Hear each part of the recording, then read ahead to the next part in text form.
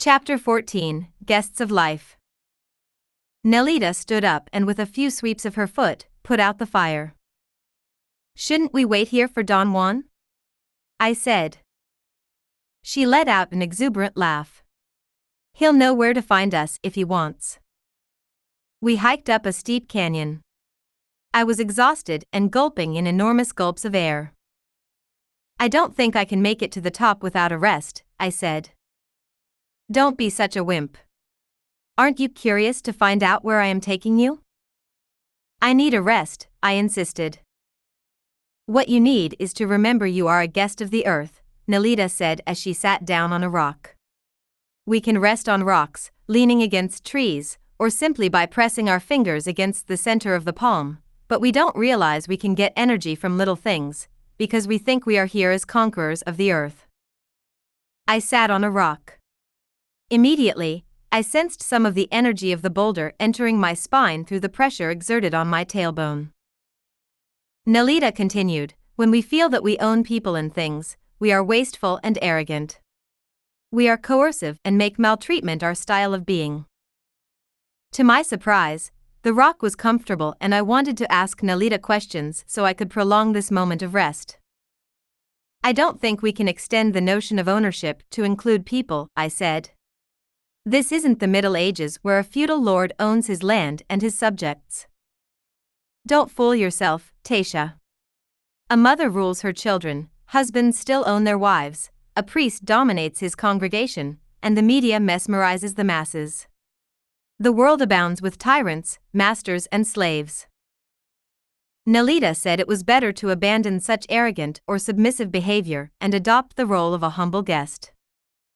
"Why a guest?" I asked, shifting on the sofa rock. "A guest is free," Nelita said. "Not much is expected of him and the place he is visiting, and the people there are not under his thumb. He expects nothing, yet is given everything. Sorcerers say this makes for a joyous journey." I was silent, trying to apply Nelita's counsel to my own state of being. I had always thought it was a mark of character to be acquisitive, competitive, and whenever possible in control of people. Why not simply accept that we own and control nothing? Nelita inquired. "We have to use things to help us on our journey, true, but nothing is ours to keep or control." "How can you say that?" I said, feeling threatened. I had grown up with the sense of never having had enough of material things or of being in control of my life. Now this sorceress was saying that it was deleterious to have material attachments. As if sensing my revulsion, Nelita informed me that contrary to how it appeared, sorcerers did not covet possessions or try to dominate people. In fact, sorcerers maintain that not even the clothes on our backs are ours, she said with a glint. "How can anything belong to us when we don't have the power to hold it?" "The shoes I'm wearing belong to me. I bought them myself," I said, playing the devil's advocate. "And I suppose you'll keep them for the rest of your life, long after they have served their purpose," Nelita scoffed with a derisive laugh. She had me pegged. It was impossible for me to discard anything, even though it no longer functioned or I no longer had any use for it. "It's pointless to cling," Nelita said in a softer tone. "How can your clothes belong to you when not even the body wearing them is yours?" I thought she was carrying the idea of not owning anything to the extreme. I began to defend my point as if my life depended on it, but she merely laughed at me. "You're better off abandoning, right from the start, the idea of having or owning things," she advised, "and adopt a new mode of regarding yourself and others in which nothing is ours, not even ourselves. This way you cut through the sham of having things and the resulting burden of having to guard your possessions. Stalkers are fluid and frugal. They are free from encumbrances." I didn't like what she was saying. I had visions of having to dispose of my things in a giant garage sale. The frugality of the sorcerer's world was repugnant to me. I was raised with the idea of someday having a house, furniture, a car, and beautiful, stylish clothes. As an adolescent, I would look at fashion magazines and imagine that one day I would be able to afford the clothes featured in them, and I had to admit that the dream of owning my own home was always just over the horizon. "Let's continue walking while we talk," Nelita said and stood up. She petted the rock she had been sitting on as if it were a puppy, then sniffed out a few times. "The adjustment that sorcerers have to make," she said as she walked, "is that they cease to regard their body as their own. Then there is nothing they can lose, not even life itself." Nelita explained that one of the fundamental aims of stalking is to care for the body, not as an object or possession, but as a temporary guest.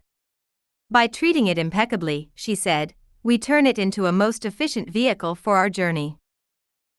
This means you don't indulge in food or drink, or anything that makes you tired, ill at ease, or sick, and you are never needy or wanting because there is nothing that you are lacking."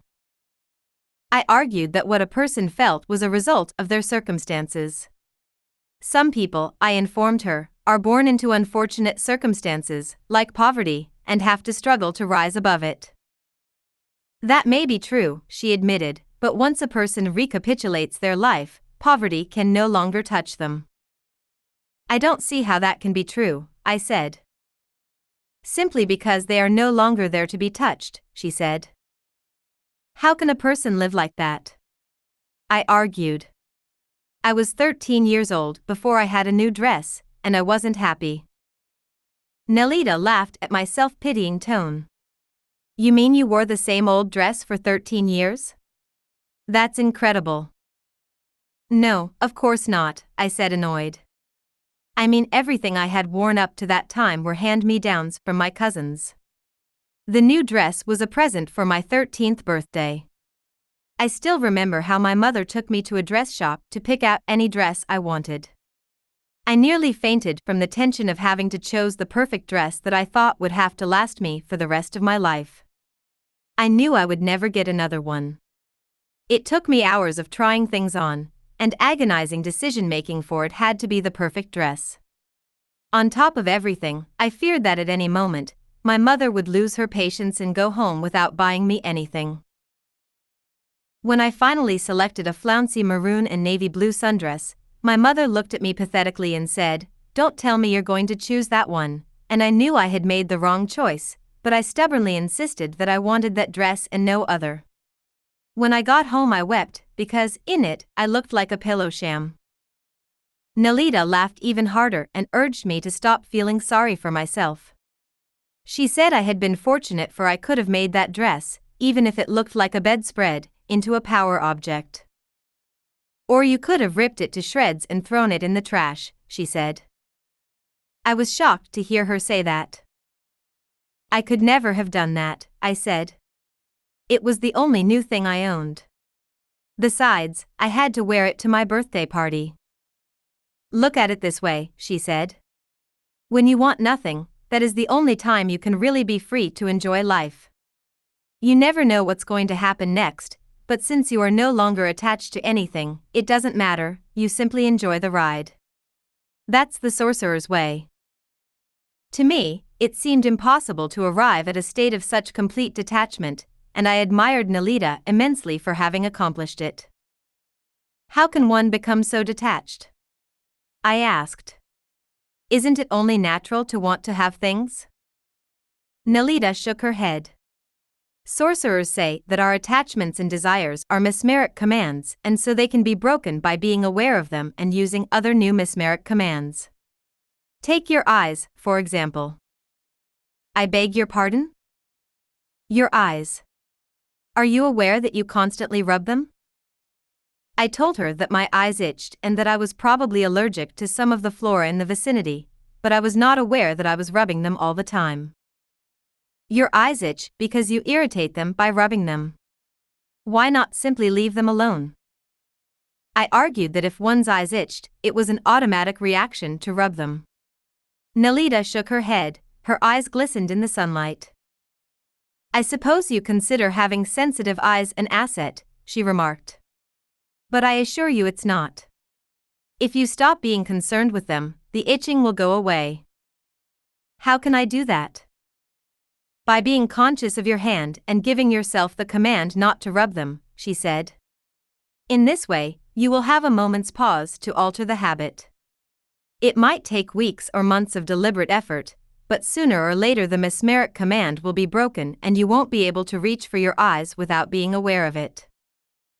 I couldn't see why she was making such a mountain out of a molehill and was about to reach for my eyes, but caught myself. Nelita said that most things we did were habits we no longer were aware of, so they controlled us.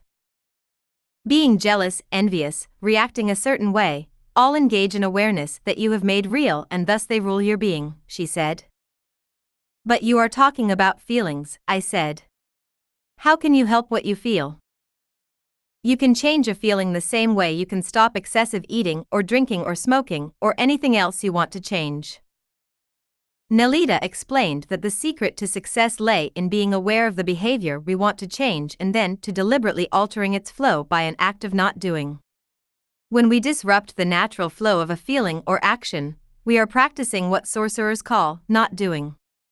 Sorcerers practice not doing in order to change, she said. But first you must be aware of the pattern, and for that you need a deep, thorough recapitulation. If, as in your case, you have learned to react by feeling sorry for yourself or envying others, then every time that feeling comes to you, be aware of it. Stalk yourself, map out your weaknesses. Then you have a choice to continue or to change. Finally, you can intend anything away before it entraps you. It sounds easy, but is it really possible to change a lifelong habit? You bet it is, Nelita said. But it takes a great deal of energy. Recapitulating helps you acquire the added energy needed for extraordinary feats such as breaking people's mesmeric commands. I remembered Clara saying the same thing. The difficulty arises when we become obsessive and we turn everything into another doing, Nelita said. You must regard not doing as a game.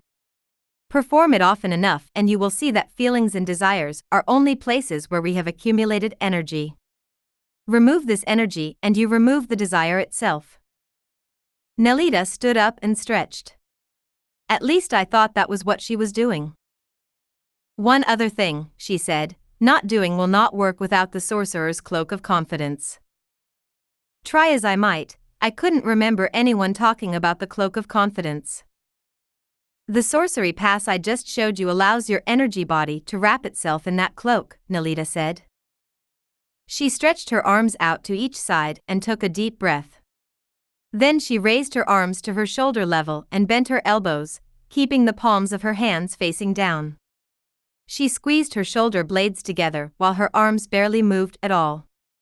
Then exhaling slowly and evenly, she brought her arms around to the front and placed her palms together with her fingertips pointing upward. Why do sorcerers call this movement the cloak of confidence? I asked. This movement tightens the bands of energy across the chest. By pushing the chest outward and the shoulder blades backwards, the energy lines that are sagging become taut again. That bar across the chest of the energy body serves as a shield. Things bounce off it, and that gives one a sense of confidence when facing the world of doing. I repeated this motion several times until I felt comfortable with it. With a surge of energy, I made it to the top of the ridge, stumbling over loose rocks as I scrambled up the trail. When I got to the top, I let out an involuntary gasp. Hidden in the tall bushy trees was a high gray wall that had partially crumbled away, and a shattered archway leading into a hacienda gone to ruin. I could see broken statues and columns on the ground. Steps covered with weeds led to a flat area that once had been a magnificent courtyard. There was even a church that was part of the compound and many secondary outbuildings that clustered within the walls. I felt my heart leap with excitement. What on earth is such a huge hacienda doing out here? I gasped. It was built hundreds of years ago and was moved to this spot by the ancient sorcerers, Nelita replied. Your awe comes from the energy that the sorcerers left in that place. Wait a minute, Nelita. Did you say the sorcerers moved it to this place? How was that possible? It would have taken a work crew of thousands of people to dismantle the original buildings and move them stone by stone over this rugged terrain. Nelita shook her head, they didn't dismantle and rebuild it, she said. The ancient sorcerers intended it. They could cause entire cities to move simply by using their intent. A single hacienda was no great feat for them. Nelita suggested we walk around the outer grounds to make our presence known, for the place oozed sorcerer's intent and we had to announce ourselves first, before bursting in on it. As we walked, she stressed that the buildings had been deliberately set on an energetic fissure in the earth, and so it exuded power. It was this power that gave my body an added boost, whereas before it was dormant. When energy is circulated, fatigue leaves the body, she said, as we came to the walls that had long ago crumbled away. Suddenly, Nelita let out a shriek that set the hairs on my arms standing at attention. Do I have to yell too? I asked with a shiver. Of course. You have to let intent know you are here. Otherwise it may spit you out. Then you wouldn't be able to escape fast enough, should the power of the old sorcerers turns against you. I took a deep breath, faced the entrance and yelled, intent, 3 times, as loud as I could. An echo, as if the ancient sorcerers were yelling back, made it even more eerie. When I had finished yelling, Nelita peered into my eyes and asked me how I felt. I told her that I was frightened out of my pants, but in spite of that, I felt totally refreshed. Good, she said. That means that the ancient sorcerer's energy has a beneficial effect on you and we can proceed. What if I felt tired instead? I asked. We would have to turn back the way we came and you would miss the lessons in store for you here. Now, sit and let silence envelop you, so we can proceed through the portals. I had heard Nelita say this before, many times, but I still didn't know what letting silence envelop me meant on a practical level. I asked her to be more specific. She replied that I had just done it, to some extent, with the help of the sorcerer's cry. She elaborated that in order to be silent, one had to let go of the self, and for that, one needed to grab onto something else, for example, the sun's light, or the breath, or to intent itself via the power cry. In this way energy is released and power can be harnessed. Nelita explained that unveiling and accumulating power was the ancient sorcerer's primary aim. And how does one unveil power? I asked. Nelita sat down on a nearby step. She assumed the right calf in front of the chest position with her hands wrapped around her calf, while sitting on her bent left leg. She told me to assume the same ancient sorcerer's not doing posture. There are many ways to entice power, she began, but they all come down to one thing, and that is to perform every action with awareness. Whether you sit, walk or eat or practice the sorcery passes, every breath you take must be a breath for power. Then, gradually, the spirit begins to disclose itself and your energy body wakes up. The yell enables you to clear a path to intent as well as gives your energy body a jolt. I jumped up saying I was ready to explore the ruins and to examine some of the figurines I had seen in the courtyard. Perhaps they were pre-Columbian artifacts I could take back to the archaeological museum at the university, but Nelita was adamant. Sit down. We are not here on a treasure hunt or to do research for a term paper. She assured me that such explorations would be meaningless, for they would not help me in my tasks to unveil and harness power. The only things that would be of any value to our present purpose were silence and detachment. Don't get on your high horse and turn this into another doing, she warned. Let power act through you. Then everything will fall into place naturally. I told her that her recommendation was much too vague to be of any practical value. She leaned closer and whispered that she would reveal the only thing that was of any practical value, for it was the key to freedom. The ancient sorcerers were very practical people, she said. So practical, in fact, that they lost themselves in procedures. Modern sorcerers saw that the road of the ancients lead to ruin. So they isolated impeccability as their only guide, and why is impeccability the key to freedom? Nelita did not wait for me to offer a reply. Impeccability is the other side of the spirit. Like 2 sides of a coin or 2 sides of a hill. I wanted to ask her what she meant by impeccability, but she stopped me with a wave of her hand. Smoothly, she changed her position to bring her left knee to her chest and sat on her right bent leg. I copied her. She turned to gaze at the top of the hill we had just climbed down. The ancient sorcerers could go right through that hillside and land on the top, or on the other side, Nelita said. They didn't need to climb to the top first the way we did. They needed only awareness and intent to control the direction of their flight, but some of us have less energy, so that all our actions have to be geared toward being impeccable. Only in this way can we store enough power to let go of the personal self and land on the other side of the mountain. Nelita picked up a stick and drew a curve on the ground that resembled the slope of a mountainside. On this side there is impeccability, she said, pointing with her stick. Our bodies and our actions and all the things we see and feel must be tuned with awareness and control. On the other side is pure understanding that makes us abandon ourselves. In the middle is a barrier made up of concern that veils everything. It is the fog that must be purified in order to see the other side clearly. Nelita pointed to the middle line of her drawing, the heavy part that formed the mountainside.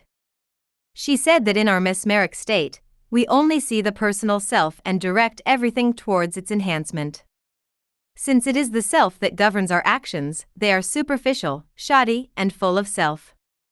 We believe the self is immortal, consequently we are indolent as if we had all the time in the world at our disposal, but once we realize there is something beyond the self, something veiled and mysterious, we begin to turn our attention and efforts towards unveiling it and exploring its mystery. The less one emphasizes the self, the higher the spirit will soar, Nelita said. On the other hand, the more self-important we are, the more we cling to emotions, judgments, and ideas. Remove the emphasis on the self and the spirit will soar. Is there a special chant or breath one can do to get rid of the self once and for all? I asked. What a question! Have you forgotten about the recapitulation? Have you lost sight of the sorcery passes? No, I only meant that was there a shorter, quicker way. Recapitulation takes so long. There are no shortcuts to power, Nelita said, yet anything is helpful when done with the proper attitude. What would the proper attitude be? When one is sincere and truthful to one's purpose, when one does not act for personal gain, when one is abandoned and doesn't care a hoot about what happens to herself, then the mountain of self-reflection becomes so transparent that the spirit can be seen. Nelita stressed that to liberate the energy body and to tap the spirit was the goal of modern sorcerers. Why is that their goal? Because only freedom can bring joy and ease into our lives, she said. Only pure, humble acts can attract power that is needed to cut through the ape's judgments and doings. Nelita added that just as people don't know how to live without the self, the ancient sorcerers didn't know how to live without power. Modern sorcerers have a different orientation, she said. How are they bound? They are not interested in controlling people. Modern sorcerers are bound to the spirit. For a while we were immersed in total silence. I let the place fill me with its vibrant charge. Then I became aware of the sound of birds. Perhaps they had been there all along, only I hadn't noticed them before. It is difficult to let go, Nelita continued, because we fear we will have nothing to fall back on, but that's only because we haven't yet realized that the personal self is illusory. How does one finally let go then? I asked. Letting go is a matter of abandon. When one does it, it is all at once. For some, it may take years of deliberation. For others, it only takes a sudden realization, but when one finally abandons oneself to power, it brings with it a fluidity that makes the actions of the self seem dull and cumbersome in comparison. Nelita stressed that letting go of the self was a stalker's art. One had no qualms in dropping one's person, for one finds it a burden too heavy to carry. Why is the self a burden? I asked. Doesn't it help us in our life? It ought to, but in most cases it is a source of fear and discontentment. If you really listen to your internal monologue, you realize that it is nothing but a long list of complaints or self-assertion. A stalker takes an inventory of his internal talk, examines it and then discards it. I recommend you do the same. For the internal monologue links you to the feelings that belong to your parents and to their parents for generations back, and unless you divest yourself of them, they will extend themselves into the future, ensnaring you for the rest of your life. The sound of birds stopped. Even the wind had stopped blowing. Somewhere in the distance I heard a rustling in the underbrush, perhaps a rabbit or lizard scurrying away. Then I heard the sounds of crickets and realized that they too were under the spell of a mesmeric command. Sorcerers, in order to be free, break away from the human heritage or what we call the human condition, Nelita continued. Through discipline, they remove themselves from the chain of ape-like existence, with no future or past to bind them. Buddhists call this liberating oneself from the wheel of life. Sorcerers call it puking out one's ape-like existence. A feeling of misery swept over me. I knew I was lost. The process of recapitulating was never ending. Everything I did or felt or hoped for was fuel for the recapitulation. Unless I stopped acting altogether, I was creating more entanglements. Theoretically, I could appreciate the need for not doing, but in actual practice, I still wanted to be in control, to be liked and respected by others, to be in charge of my life. The thought of not getting these things filled me with frustration. Whether we agree with the sorcery teachings or not, Nelita continued, sensing my mood. Self-reflection must be stopped, or else we will spend our entire existence trying to fulfill the expectations of our parents and peers. What's worse, we become the petty tyrants we struggle to overthrow. Only by leaving home, family, past and future can we truly be free. I asked Nelita what she meant by leaving home. I had left home, yet I wasn't free. That's because you still carry your parents' feelings with you, she said. You are ambitious like your father, you are looking for love like your mother, you want instant success with no effort. You are in deadly competition with your brothers, and that puts you at odds with everything and everyone around you. Therefore, human concerns are as near to you as they can be. Leaving home is not merely saying goodbye to family and friends or putting distance between you. It involves relinquishing your place in the emotional food chain, that line that is made up of ancestors and descendants. You must give up your human heritage and its rewards and security, and take yourself out of the quagmire of human affairs. Only when you are so detached that you are no longer bound by a personal self, can you truthfully say that you are no longer your parents' child.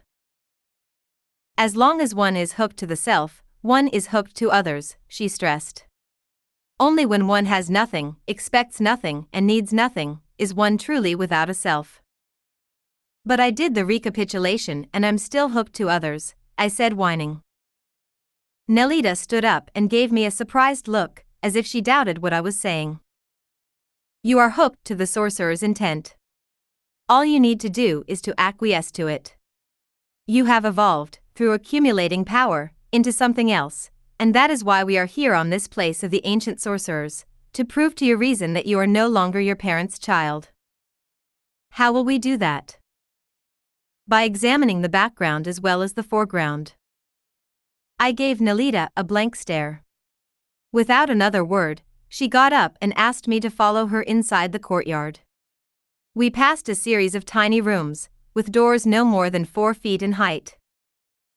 The ancient sorcerers must have been midgets, I mumbled.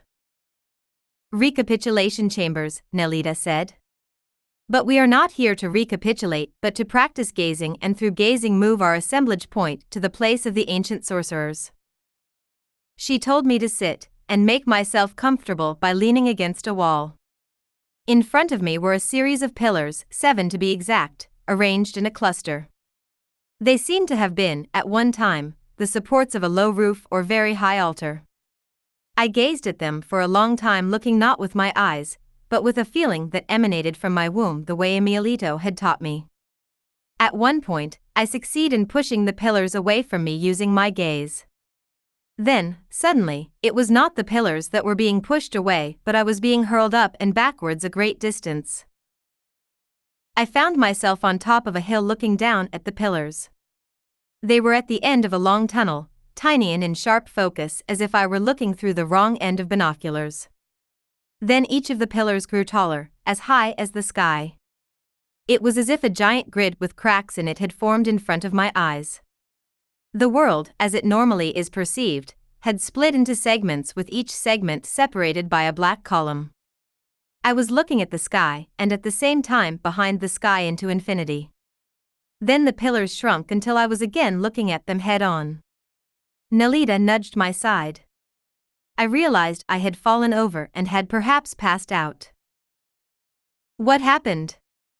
I exclaimed, sitting up. I had a complete distortion of perception.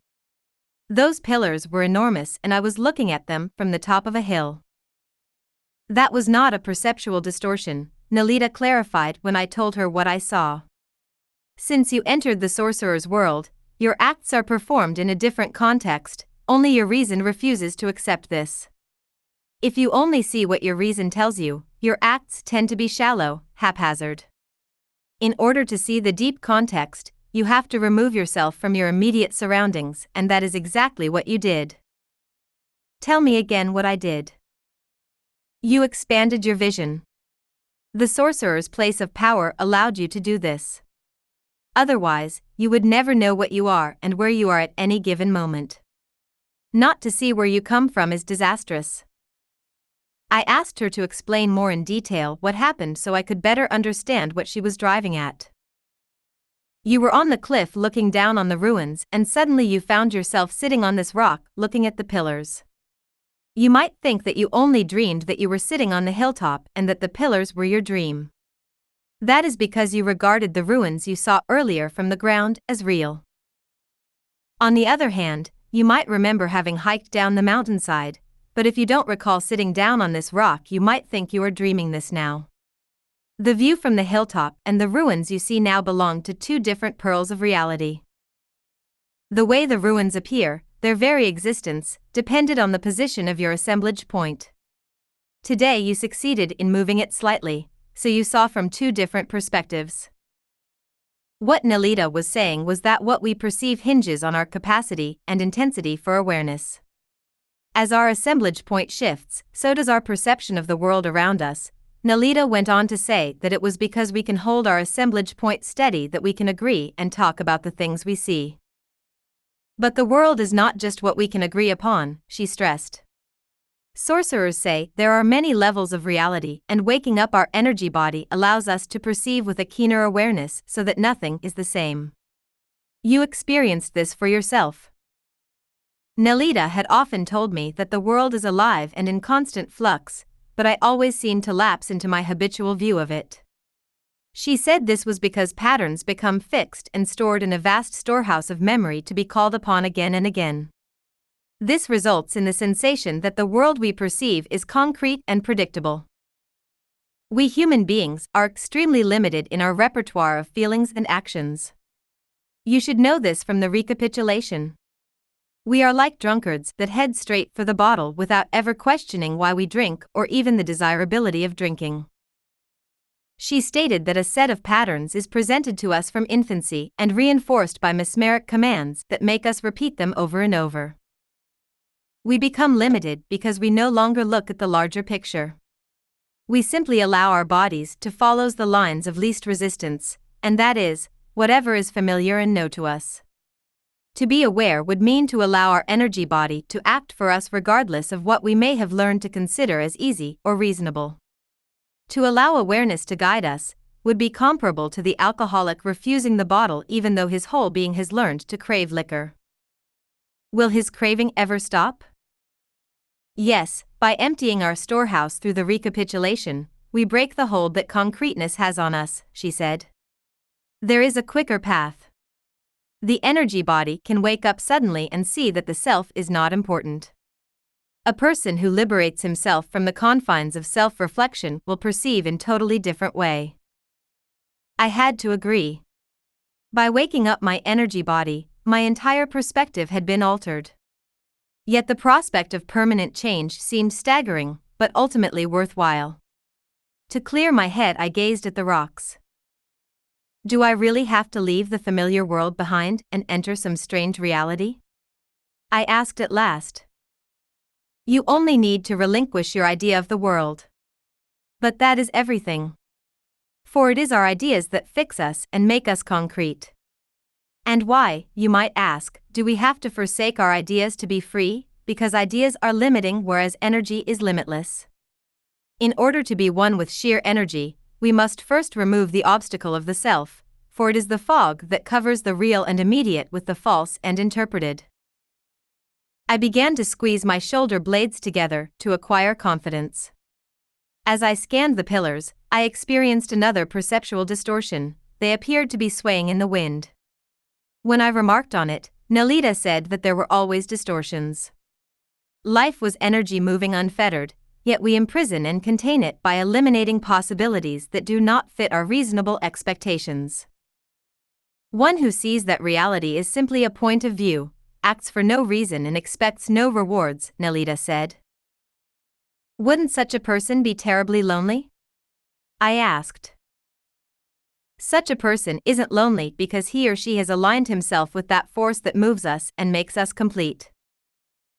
How will I know if I'm acting from the spirit or for myself?